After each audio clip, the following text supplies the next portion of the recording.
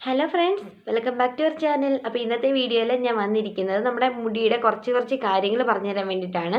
അതായത് നമ്മുടെ തലയിൽ താരം പോകാൻ, സ്പ്ലിറ്റ് എൻഡ് മാറാൻ, പിന്നെ ഇങ്ങനെ കുറ്റിച്ചൊക്കെ കിടക്കുന്ന മുടിയുണ്ടല്ലോ അത് പെട്ടെന്ന് നീളം വെക്കാൻ, ഇതിനൊക്കെ വേണ്ടിയിട്ട് ഹെൽപ്പ് ചെയ്യുന്ന നമ്മുടെ വീട്ടിലുള്ള കുറച്ച് സാധനങ്ങൾ നിങ്ങളുമായിട്ട് പരിചയപ്പെടുത്താൻ വേണ്ടിയിട്ടാണ് ഇന്നത്തെ ഒരു വീഡിയോ എന്ന് പറയുന്നത്. അപ്പോൾ ഞാൻ അധികം വലിച്ചു നീട്ടുന്നില്ല, നമുക്ക് നേരെ വീഡിയോയിലേക്ക് പോകാം. അപ്പോൾ എൻ്റെയൊക്കെ ചെറുപ്പത്തിൽ എൻ്റെ ഏറ്റവും വലിയൊരു പ്രശ്നമായിരുന്നു താരൻ. അപ്പോൾ ഞാൻ വാങ്ങിക്കാത്ത മരുന്നും കാണാത്ത ഡോക്ടർമാർ ഈ ലോകത്ത് തന്നെ ഉണ്ടോ എന്ന് എനിക്കറിയില്ല. അതുപോലെ മരുന്ന് വാങ്ങി കഴിച്ച ഒരാളാണ് ഞാൻ. പക്ഷേ എനിക്ക് ഒരു മാറ്റമില്ലായിരുന്നു. ലാസ്റ്റ് ഞാൻ എല്ലാം മടുത്ത് നിർത്തിയിട്ട് ഹോം റെമഡീസ് ഒക്കെ സ്റ്റാർട്ട് ചെയ്തു. അത് കഴിഞ്ഞപ്പോഴാണ് എനിക്ക് ഇത്രയെങ്കിലും ഒരു മുടിയായത്. എൻ്റെ മുടിക്ക് അധികം കട്ടിയൊന്നുമില്ല, പക്ഷേ ഉള്ള മുടിക്ക് ഒരു പ്രശ്നമില്ല കേട്ടോ. സ്പ്ലിറ്റിൻ്റെ കാര്യങ്ങളോ താരനോ പേനോ ഒന്നുമില്ല കേട്ടോ. അപ്പോൾ ഇതൊക്കെ എങ്ങനെയാണ് ഇങ്ങനെ ആയത് എന്ന് ഞാൻ നിങ്ങളുമായിട്ട് ഷെയർ ചെയ്യാം. ഒന്നാമത്തെ കാര്യം എന്ന് പറയുന്നത് മുടിയിലെ താരം പോകാൻ വേണ്ടി നമുക്ക് എല്ലാവർക്കും ചെയ്യാൻ പറ്റിയൊരു കാര്യമാണ് കഞ്ഞിവെള്ളം. ആദ്യമേ ഈ കഞ്ഞിവെള്ളം എന്നൊക്കെ കേട്ടപ്പോൾ ഞാൻ വിചാരിച്ചിട്ടുണ്ട്, കഞ്ഞിവെള്ളമൊക്കെ ഉപയോഗിച്ചിട്ട് എന്ത് റിസൾട്ട് കിട്ടാനാണെന്ന് ഞാൻ ആദ്യമേ വിചാരിച്ചത്. പിന്നെ ഞാൻ ഒരു തവണ യൂസ് ചെയ്ത് നോക്കി. അത് കഴിഞ്ഞപ്പോഴാണ് എനിക്ക് മനസ്സിലായത് നമ്മുടെ തലയിൽ താരം പോകാൻ വേണ്ടിയിട്ട് വളരെ ബെസ്റ്റ് ആയിട്ടുള്ളൊരു സാധനമാണ് ഈ കഞ്ഞിവെള്ളം എന്ന് പറയുന്നത്.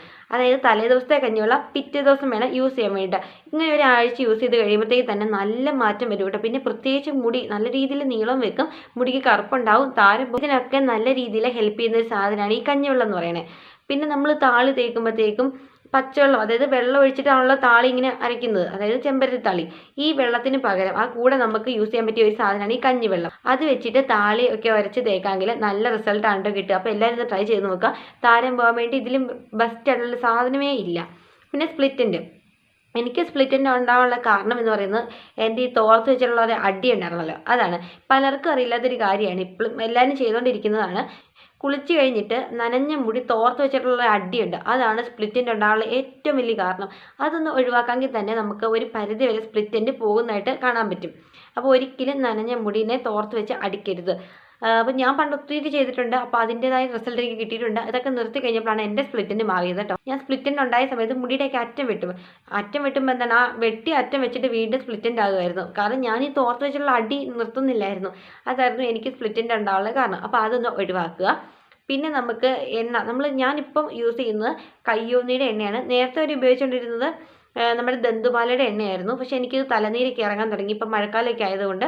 അതുകൊണ്ട് ഞാനത് മാറ്റിയിട്ട് ഇപ്പോൾ ഉപയോഗിക്കുന്ന കയ്യോന്നിയാണ്. കയ്യോന്നി എണ്ണ ഉപയോഗിക്കുന്നത് വളരെ നല്ലതാണ് മുടി വളരാൻ വേണ്ടിയിട്ട്. ഇപ്പോൾ എന്ത് എണ്ണയാണെങ്കിലും നമ്മൾ തേക്കുമ്പോൾ വെറുതെ എടുത്തിട്ട് ഇങ്ങനെ കുറച്ച് തേക്കാതെ അത് നല്ല രീതിയിൽ മസാജ് ചെയ്ത് കൊടുക്കുകയാണ് ചെയ്യേണ്ടത്. സ്കാൽപ്പിൽ എണ്ണ എടുത്തിട്ട് നല്ല രീതിയിൽ ഒരു 10-15 മിനിറ്റ് മസാജ് ചെയ്തിട്ട് വേണം കുളിക്കാൻ വേണ്ടിയിട്ട്. അത് നല്ലൊരു റിസൾട്ട് നമുക്ക് നൽകും.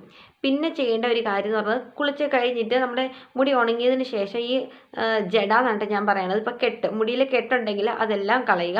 എന്നിട്ട് രാത്രി കിടക്കുന്നതിന് മുമ്പ് ഹെഡ് ഒന്ന് മസാജ് ചെയ്ത് കൊടുക്കുക. തലയോട്ട് നല്ല രീതിയിൽ ഒരു 10-15 മിനിറ്റ് ഇങ്ങനെ മസാജ് ചെയ്ത് കൊടുക്കുകയാണെങ്കിൽ വളരെ നല്ലതാണ് മുടി വളരാൻ വേണ്ടിയിട്ട്.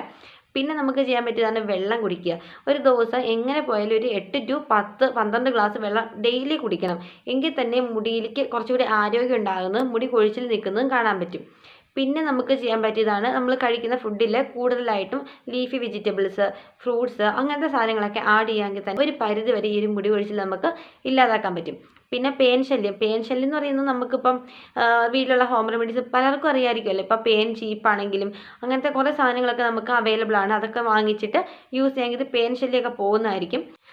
പിന്നെ നമ്മൾ രാത്രി കിടക്കുന്നതിൻ്റെ മുമ്പ് മുടി മാക്സിമം കെട്ടി വെച്ചിട്ട് കിടക്കാൻ വേണ്ടിയിട്ട് ശ്രദ്ധിക്കുക. കുറേ ആൾക്കാർ ഞാൻ കണ്ടിട്ടുണ്ട് മുടി അഴിച്ചിട്ടിട്ട് കിടക്കും. അങ്ങനെ ആകുമ്പോഴത്തേക്ക് എന്താ നമ്മുടെ മുടിയിൽ കെട്ട് കൂടാനും മുടി പോകാനും ചാൻസ് വളരെ കൂടുതലാണ്. പിന്നെ നനഞ്ഞ മുടി ഒരിക്കലും കെട്ടി വെച്ചിട്ട് കിടക്കരുത് കേട്ടോ.